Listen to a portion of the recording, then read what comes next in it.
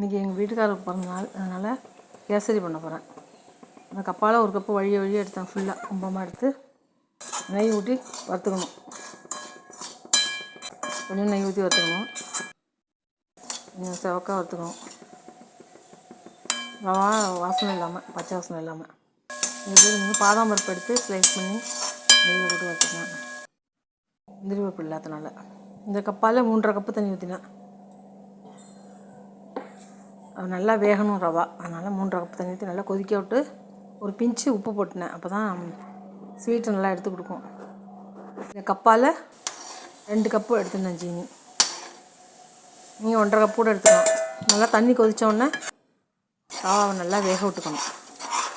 வெந்ததுக்கப்புறம் ஜீனியை போட்டு நல்லா கலரி விட்டு ஏலக்காய் போட்டு, அதுக்கப்புறம் கலர் பவுடர், இந்த மஞ்சள் கலர் தான் வந்து, அதனால் மஞ்சள் கலர் பவுடர் போட்டு